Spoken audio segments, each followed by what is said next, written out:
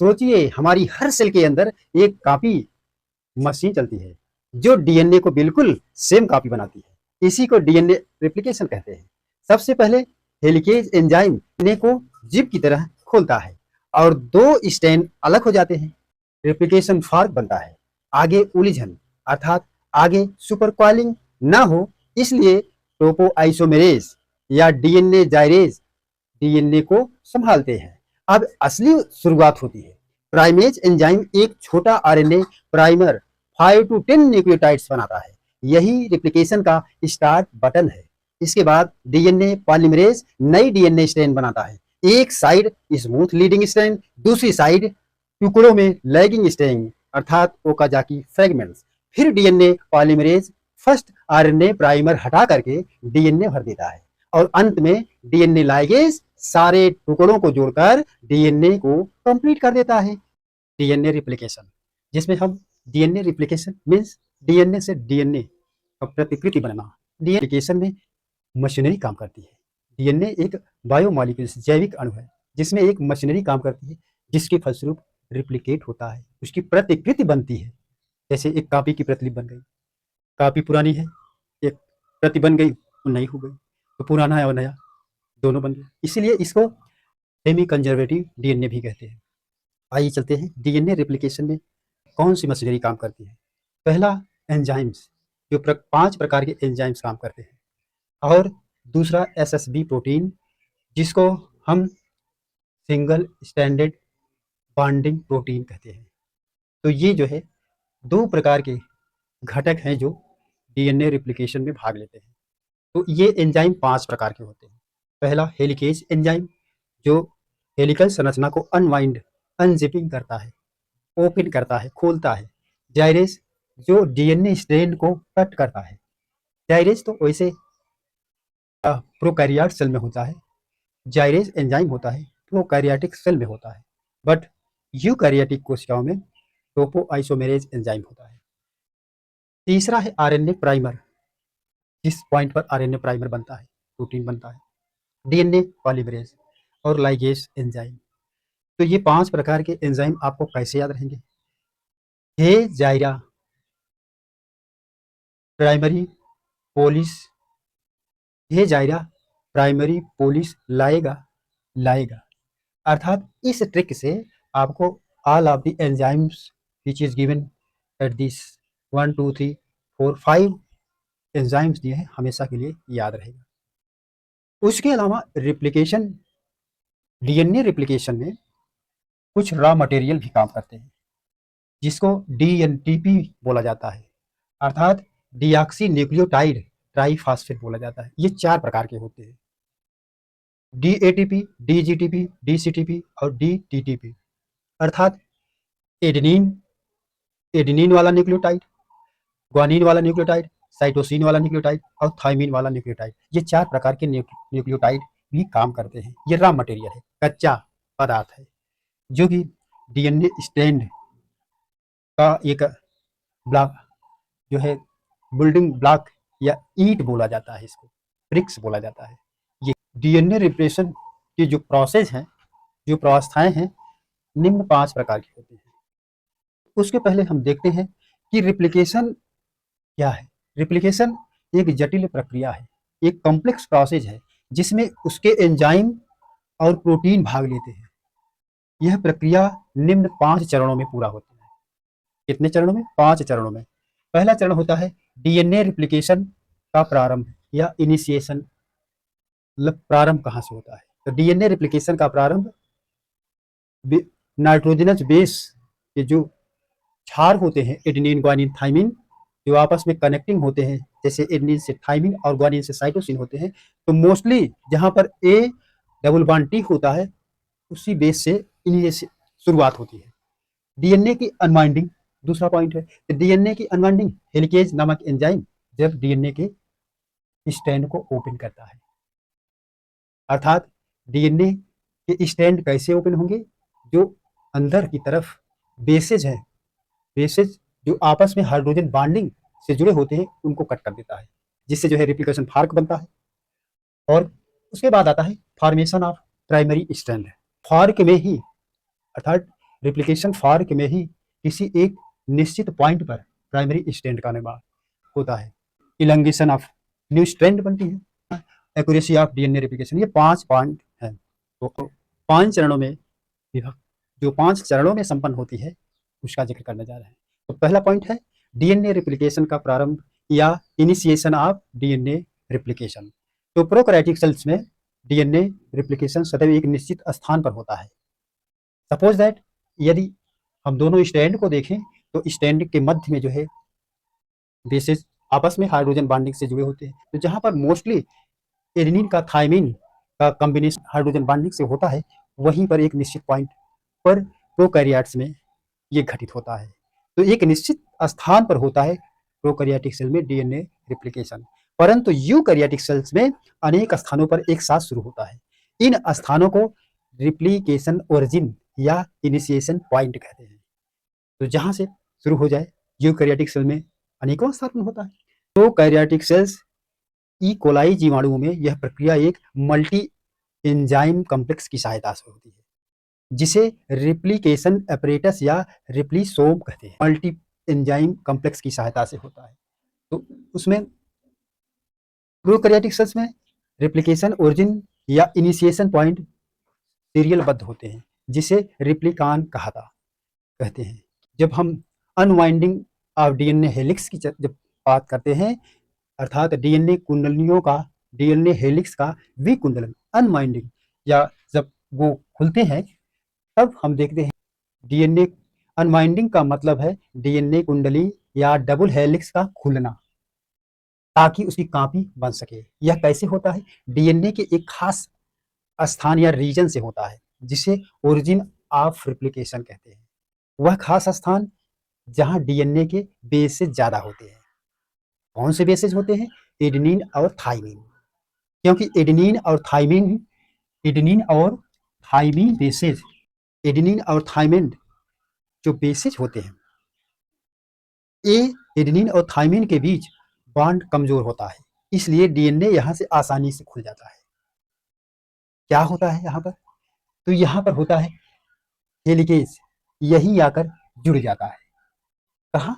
जहां ए और टी, अर्थात होता तो है ग्वानिन और साइटोसिन की बॉन्डिंग होती है, लेकिन वो स्ट्रांग बॉन्ड होता है क्योंकि ट्रिपल बॉन्ड से जुड़ा होता है।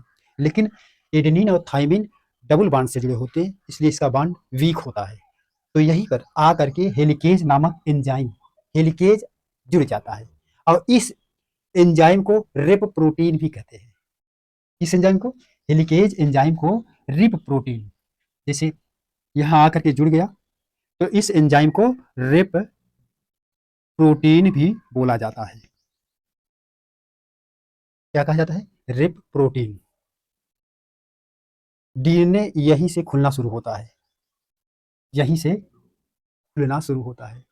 हेलिकेज एंजाइम बेस पेयर के माध्यम से हाइड्रोजन बांध को तोड़ देता है। हेलिकेज एंजाइम यहाँ पर बाइंड होता है, और इसके जो बेसेज होते हैं एडेनिन, थाइमिन, ग्वानिन, साइटोसिन, जहाँ पर मोस्टली एडेनिन और थाइमिन की हाइड्रोजन बॉन्डिंग होता है, उसको ब्रेक कर देते हैं, और दोनों स्ट्रैंड ओपन हो जाते हैं, अनवाइंडिंग हो जाते हैं, जिस कारण डीएनए के दोनों स्ट्रैंड एक दूसरे से पृथक या अलग या ओपन हो जाते हैं, जिसके कारण वाई आकार की संरचना, वाई आकार की संरचना बन जाती है। को जो है रेप्लिकेशन फॉर्क कहते हैं। प्रतिकृत द्विशाखा, मतलब प्रतिकृत तो बना लेकिन द्विशाखा, 2 ब्रांचेज बन गई, इसीलिए इसको रेप्लिकेशन फॉर्क कहते हैं। तो रेप्लिकेशन के दौरान जैसे ही हेलिकल एंजाइम की सहायता से डीएनए हेलिक्स को अनवाइंड किया जाता है, ओपन हो जाता है, उसी दौरान डीएनए के आगे की ओर सुपर क्वाइलिंग, अर्थात बहुत ज्यादा ही सुपर क्वाइलिंग कुंडलनी, जिसको टोपो आइसोमेरेज की मदद से बाहर निकाल देते हैं। यह एंजाइम 2 प्रकार का होता है।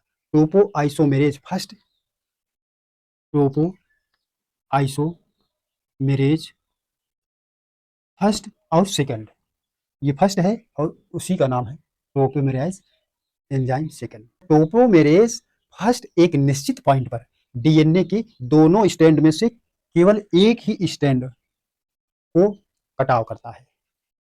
इसको करता है, दोनों स्ट्रैंड में से केवल एक स्ट्रैंड की शर्करा फास्फेट श्रृंखला में कटाव करता है। काट सुपर कॉइलिंग के खुलते ही इस कटाव को फिर से बंद कर देते हैं, जबकि टोपो आइसोमेरेज सेकेंड डीएनए की दोनों स्ट्रैंड का कटाव करने में समर्थ होता है। प्रोकैरियोटिक कोशिकाओं में इन एंजाइम को डीएनए जाइरेज या डीएनए गायरेज कहा जाता है, परंतु यूकैरियोटिक सेल्स में इन्हें टोपोमेरेज एंजाइम बोला जाता है। तो फॉर्मेशन, अगली स्टेप में जब हम चलते हैं, फॉर्मेशन ऑफ प्राइमरी स्ट्रैंड, अर्थात प्राइमरी स्ट्रैंड का निर्माण कैसे होता है तीसरे स्टेप में। तो ये रिप्लिकेशन फॉर्क है, रिप्लिकेशन फॉर्क या हम कह लें प्रतिकृत दिशा दो शाखा मटी है, प्रतिकृत दो शाखा मटी है। रिप्लिकेशन फॉर्क में उपस्थित प्रत्येक स्टैंड एक टेम्पलेट स्टैंड की तरह कार्य करता है। ये भी स्टैंड पहला वाला, ये भी स्टैंड एक स्टैंड की तरह कार्य करता है। आप जान रहे हैं कि जो 3 to 5 डायरेक्शन वाला स्टैंड होता है उसी पर डीएनए ट्रांसक्रिप्शन भी होता है, और दूसरा जो स्टैंड होता है डीएनए ट्रांसक्रिप्शन में वो कोडिंग स्टैंड बोला जाता है।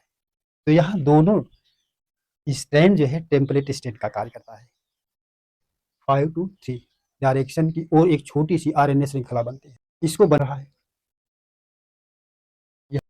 रिप्लिकेशन फॉर्क में उपस्थित प्रत्येक स्टैंड एक टेम्पलेट स्टैंड की तरह कार्य करता है और 5 to 3 डायरेक्शन की ओर एक छोटी सी आरएनए श्रृंखला बनती है। 5 to 3 डायरेक्शन की ओर एक छोटी सी आरएनए श्रृंखला बनती है। यहां बना है आरएनए श्रृंखला। इसको बनने के लिए आरएनए पॉलीमरेज एंजाइम की जरूरत होती है, जिसे डीएनए प्राइमेज भी कहते हैं। डीएनए प्राइमेज, ये डीएनए प्राइमेज डीएनए हेलिकेज के साथ मिलकर के, हेलिकेज तो बीच में है जो हाइड्रोजन बॉन्डिंग को ब्रेक कर रहा है, डीएनए प्राइमेज और हेलिकेज मिल करके एक नया एंजाइम बना देते हैं। इसका डीएनए प्राइमरेज और डी हेलिकेज नामक एंजाइम मिल करके एक नया एंजाइम बना देते हैं, जिसे जिसे प्राइमोसोम कहा जाता है। दोनों को मिलाने पर क्या कहा जाता है, प्राइमोसोम कहते हैं। यह प्राइमरी स्ट्रैंड के निर्माण में मदद करता है, यही प्राइमरी स्ट्रैंड के निर्माण में मदद करता है। रेप्लिकेशन फॉर्क में हम देखते हैं कि 3 to 5 डायरेक्शन में 3 to 5 डायरेक्शन में डिसकंटिन्यूअस सिंथेसिस होता है, अर्थात इसमें इस स्ट्रैंड को जो है जो बन रहा होता है आरएनए, ये लैगिंग स्ट्रैंड बोला जाता है। इसको कॉन्टिन्यूअस स्ट्रैंड बोला जाता है, कॉन्टिन्यूअस सिंथेसिस होता है।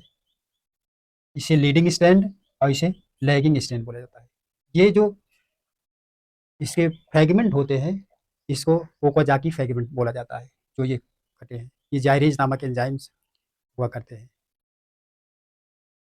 जाइरेज नामक एंजाइम किसमें होते हैं, प्रोकैरियोट कोशिकाओं में जाइरेज नामक एंजाइम हुआ करते हैं। लेकिन जब हेलिकेज नामक एंजाइम दोनों स्ट्रैंड में उपस्थित बेस जिससे जुड़े होते हैं, अर्थात हाइड्रोजन बॉन्डिंग जिसमें होती है, ये हेलिकेज नामक एंजाइम हाइड्रोजन बॉन्ड को ब्रेक करते हैं, जिससे आगे की तरफ जो है सुपर कॉइलिंग होता है। डीएनए में आगे की तरफ सुपर कॉइलिंग होता है, और इस सुपर कॉइलिंग को दूर करने के लिए यूकैरियोटिक कोशिकाओं में टोपो आइसोमेरेज नामक एंजाइम इस सुपर कॉइलिंग को दूर करता है। अर्थात यह सुपर कॉइलिंग तब दूर होता है जब जब इसके स्ट्रैंड का कटाव कर देता है। टोपो आइसोमेरेज में एंजाइम फर्स्ट होता है, दो स्ट्रैंड में से केवल एक स्ट्रैंड का कटाव कर सकता है, उसकी क्षमता केवल एक स्ट्रैंड की कटाव करने की होती है। लेकिन टोपो आइसोमेरेज सेकेंड नामक एंजाइम दोनों स्ट्रैंड को कटाव कर सकता है, परंतु टोपो आइसोमेरेज में फर्स्ट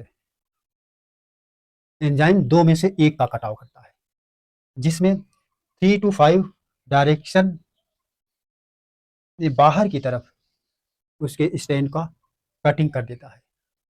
यह प्रोकैरियोट सेल में जाइरेज एंजाइम कहा जाता है, लेकिन यूकैरियोट सेल में टोपो आइसोमेरेज फर्स्ट एंजाइम बोला जाता है, जिसके फलस्वरूप यह डिसकंटिन्यूअस इसमें सिंथेसिस होता है एक स्ट्रैंड में।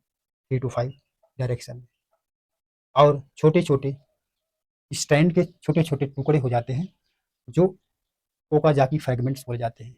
अब ये ओकाजाकी फ्रेगमेंट्स लैगिंग स्ट्रैंड बोला जाता है। और जो कंटिन्यूअस 5 to 3 डायरेक्शन में होता है, इस डायरेक्शन में 5 to 3 डायरेक्शन में कंटिन्यूअस होता है, उसे हम लीडिंग स्ट्रैंड कहते हैं। आरएनए प्राइमर एंजाइम हेलिकेज नामक एंजाइम के साथ बाइंड करके यहाँ सिंथेसिस की क्रिया करती है और एक स्ट्रैंड बना देता है। दोनों मॉलिक्यूल को खोलने या अनवाइंड का काम हेलिकेज नामक एंजाइम करता है। और जो 5 और 3 डायरेक्शन वाला पैरेंटल डीएनए होता है, उसी पर single SSB protein, single strand stabilising protein की श्रृंखला बनती है, और यह स्ट्रैंड जो है कंटिन्यूअस सिंथेसिस करता है। इसके विपरीत एक 5 to 3 डायरेक्शन में लीडिंग स्ट्रैंड का निर्माण होता है, जबकि 3 to 5 टेम्पलेट डीएनए का स्ट्रैंड में उसमें 5 to 3 डायरेक्शन बाहर की तरफ छोटे छोटे फ्रेगमेंट बनते हैं। यह कार्य जो है यूकारियोटिक कोशिकाओं में टोपोआइसोमेरेज फर्स्ट नामक एंजाइम की सहायता से होता है। नाउ हम कह सकते हैं लैंगिंग स्ट्रैंड बाय लिगेज एंजाइम के माध्यम से जो है ये पुनः आपस में जुड़ जाते हैं। अर्थात दो प्रकार के स्ट्रैंड, लीडिंग स्ट्रैंड और lagging strand. Leading strand it grows continuously without any gap का होता है, but lagging strand it is form is discontinuous manner in short segment called Okazaki fragments lagging strand में होता है। It means it is formed in discontinuous manner in short segment called Okazaki fragment. ये दूसरे point की बात करते हैं leading strand की। तो लीडिंग स्ट्रैंड में it does not require DNA ligase for its growth. इसमें लीगेज की कोई आवश्यकता ग्रोथ के लिए नहीं होती, बट लैगिंग स्ट्रैंड में DNA ligase enzyme is required for joining Okazaki fragments. जो ये फ्रेगमेंट्स होते हैं इसको ओकाजाकी बोला जाता है। तो डीएनए लिगेज नामक एंजाइम इसको जोड़ने का काम करते हैं। लीडिंग स्ट्रैंड में it is formed on 3-5 direction में होता है। ये टेम्पलेट स्ट्रैंड पर होता है लीडिंग स्ट्रैंड। लैगिंग स्ट्रैंड में कैसा होता है? It is formed on 5 to 3 template direction में, 5 to 3 टेम्पलेट डायरेक्शन में, और ये 3 to 5 डायरेक्शन में template direction. Formation of leading strand is quite rapid. Formation of leading strand, जो लीडिंग स्ट्रैंड का निर्माण होता है बिल्कुल बहुत ही तीव्र गति से होता है। Formation of leading strand is quite, बिल्कुल तीव्र गति से होता है। बट लैगिंग स्ट्रैंड में formation of lagging strand is slow because here is present है ओकाजाकी फ्रेगमेंट्स। प्राइमरी स्ट्रैंड बनने के बाद डीएनए पॉलीमरेज थर्ड नामक एंजाइम कोशिका के अंदर उपस्थित डीऑक्सीराइबोन्यूक्लियोटाइड्स को बढ़ाता है। प्राइमरी स्ट्रैंड बनने के बाद डीएनए पॉलीमरेज थर्ड नामक एंजाइम कोशिका के अंदर उपस्थित डीऑक्सीराइबोन्यूक्लियोटाइड्स को श्रृंखला में जोड़कर श्रृंखला को बढ़ा देता है, ग्रोथ करता है। ग्रोथ करने के कारण ही इसीलिए इस श्रृंखला को लैगिंग स्ट्रैंड या पश्चगामी श्रृंखला कहते हैं।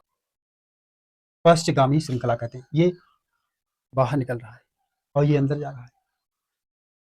डीएनए संश्लेषण के बाद प्रारंभिक स्ट्रैंड एंजाइम के द्वारा अलग करना, एक्यूरेसी ऑफ डीएनए रेप्लिकेशन की बात होती है। डीएनए रेप्लिकेशन की यथार्थता कभी कभी गलती से किसी क्षारक के स्थान पर दूसरा क्षारक जुड़ जाता है। इस स्थिति में डीएनए पॉलीमरेज इस क्रम को पढ़कर गलत जुड़े क्षारक को अलग कर देता है, और डीएनए पॉलीमरेज को रिपेयर एंजाइम भी कहा जाता है। वही डीएनए पॉलीमरेज एंजाइम यदि कभी कभी गलती से किसी क्षारक के स्थान पर दूसरा क्षारक जुड़ जाता है, उसको रिपेयर कर देता है और ठीक कर देता है, वो पुनः वो जोड़ देता है। इसलिए इसको डीएनए पॉलीमरेज एंजाइम को रिपेयर एंजाइम भी कहा जाता है। इसमें जब डीएनए स्ट्रैंड की बात होती है तो डीएनए स्ट्रैंड में एक पैरेंटल डीएनए स्ट्रैंड होता है और उससे बनी हुई एक कॉपी होती है, न्यू कॉपी।